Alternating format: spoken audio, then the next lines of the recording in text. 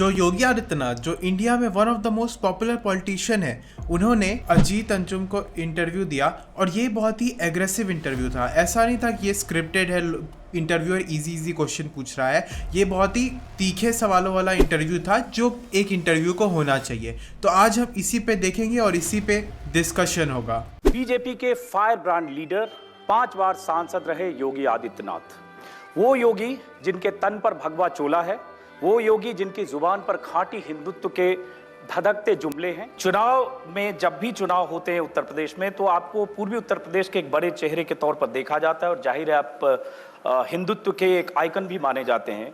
इस चुनाव में आपको लगा नहीं कि उत्तर प्रदेश में भी किसी चेहरा को आगे करके चुनाव लड़ना चाहिए था? देखिए, भारतीय जनता पार्टी कोई परिवारवादी, वंशवादी या जातिवादी पार्टी नहीं है।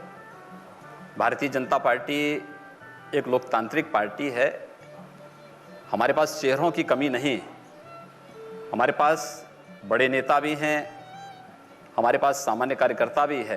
परिवारवाद की बात करें या फिर डायनेस्टी की बात करें तो बीजेपी से ज़्यादा डायनेस्टिक एमपीज तो किसी पार्टी में नहीं है। अभी सबसे ज़्यादा परिवारवादी मेंबर्स तो बीजेपी में ही है। अगर डेमोक्रेसी का बात करें तो बहुत सारे इंडेक्स में इंडिया का रैंक गिरते ही जा रहा है, यानी डेमोक्रेसी भी खराब हो रहा है बहुत इंडेक्स के हिसाब से।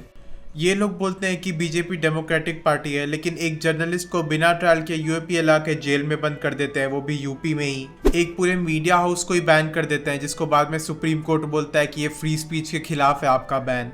एक terror accused member of parliament जो कि बीजेपी से है, प्रज्ञा सिंह ठाकुर, वो बोलते हैं कि कुछ कास्ट को बोलो कि वो उस कास्ट के मेंबर है तो उनको प्रॉब्लम नहीं होता है, दूसरे कास्ट को बोलो वो उस कास्ट के मेंबर है तो उनको बहुत दिक्कत।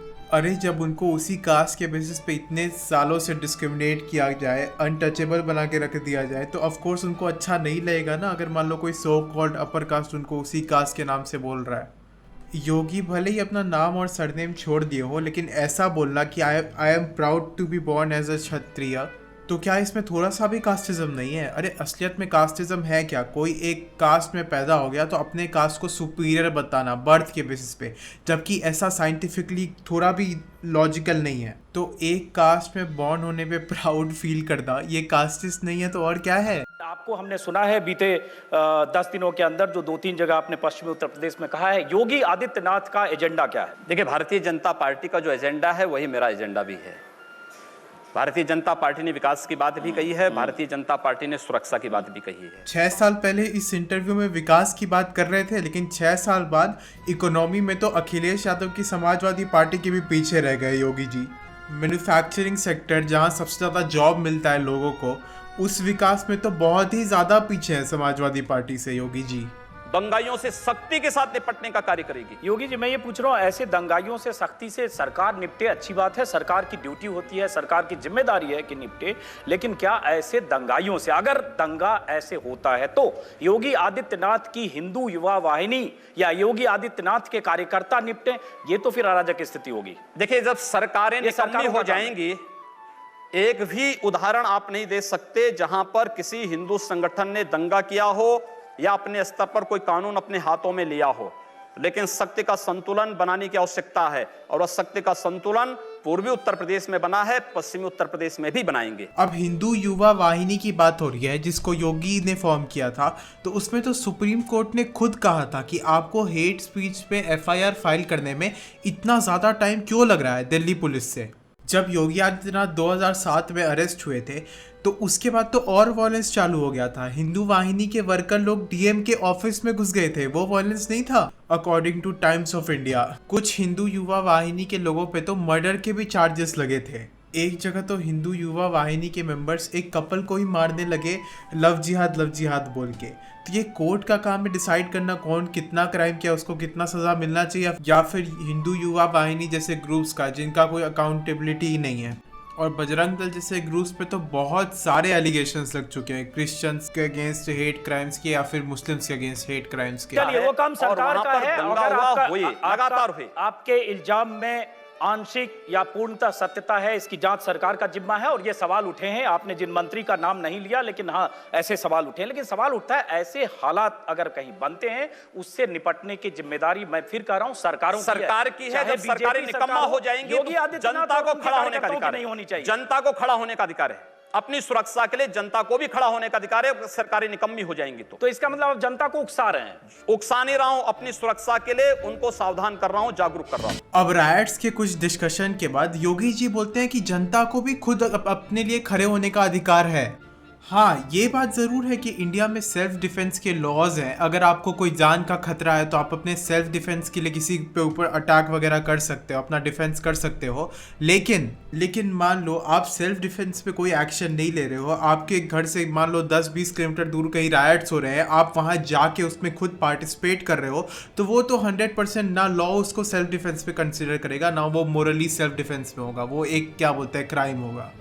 योगी जी वो मुसलमान जो हिंदुस्तान में रुके बंटवारे के बाद 1947 के बाद, वो डेमोक्रेटिक सेटअप में रहना चाहते थे, वो नहीं रहना चाहते थे इस्लामी सेटअप में, और उन्हें अपने राष्ट्रवादी होने पर बहुत गर्व है, और हमें किसी से सर्टिफिकेट की क्या जरूरत है। हम तो रुके अपने इस डेमोक्रेटिक सेटअप में, और हम चाहते हैं कि हिंदुस्तान आगे बढ़े, हमारा भारत आगे बढ़े, तो उसमें बांट के तो आप भारत को पीछे ले जाना चाहते हैं। आप बहन जी बहुत अच्छी बात कह रहे हैं, और मुस्लिम है, अपने मौलाना और मौलियों को समझा पाते कि 3 तलाक के मुद्दे पर भी इस प्रकार का फतवा जारी करते, बहुत अच्छा होता।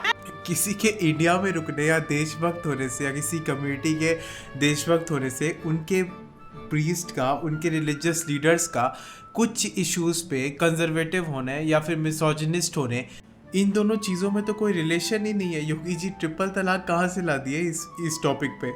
अब मान लो कोई बोले कि हिंदू कम्युनिटी में बहुत सारे लोग नेशनलिस्ट हैं, तो उसके रिप्लाई में अगर कोई बोलता है कि आप अपने पंडितों को बोलिए कि साबरीवाला में वुमेन को अलाउ करे, तो ये बात बोलने का तो कोई सेंस ही नहीं बनता है। अगर किसी विदेशी आक्रांता के द्वारा किसी विदेशी आक्रांता के द्वारा किसी कालखंड में कुछ ऐसा कार्य किया गया है, उसको बदला जाना चाहिए। यह देश की सांस्कृतिक आजादी की लड़ाई भी है। सही बात है। तो आप ताजमहल का नाम राम महल कर सकते हैं, क्यों नहीं करेंगे?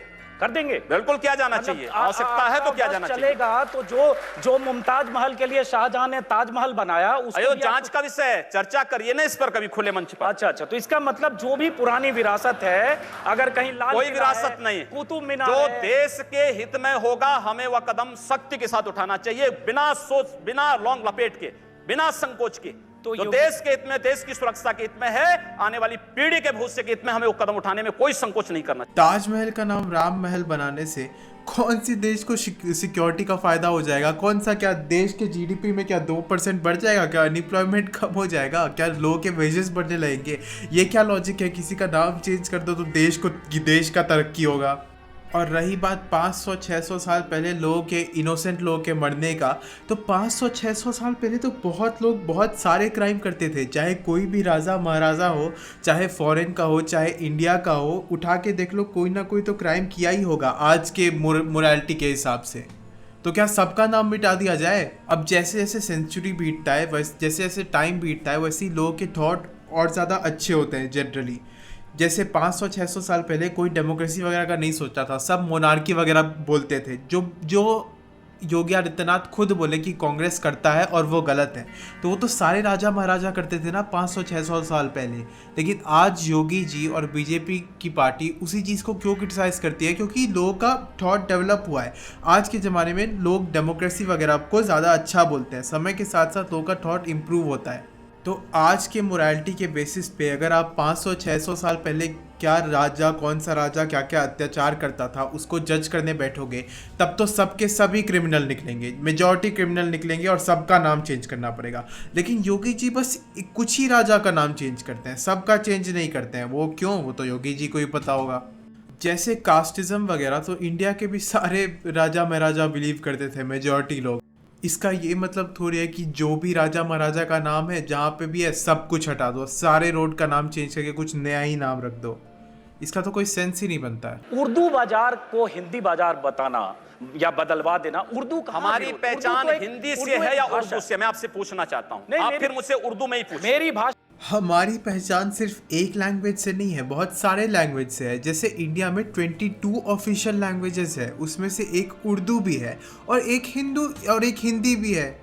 इंडिया में बहुत डाइवर्सिटी है और इंडिया की पहचान हर लैंग्वेज है, हर कल्चर है।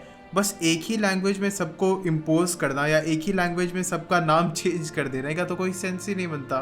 और योगी आदित्यनाथ जो इंडियन किंग वगैरह बोलते हैं, तो उर्दू तो मोस्ट प्रोबेबली इंडिया में ही ओरिजिनेट हुआ था, तो उर्दू लैंग्वेज से इतना दिक्कत क्या है। वीडियो पसंद आया हो तो आप चैनल पे इस वीडियो को लाइक कर सकते हैं, चैनल पे सब्सक्राइब कर सकते हैं। मैं आपके लिए और ऐसी इंटरव्यू का रिव्यू और डेली न्यूज़ कवरेज वगैरह लाते रहूँगा। और थैंक्स फॉर वॉचिंग, अगर इतने अंत तक कोई देख भी रहा है तो।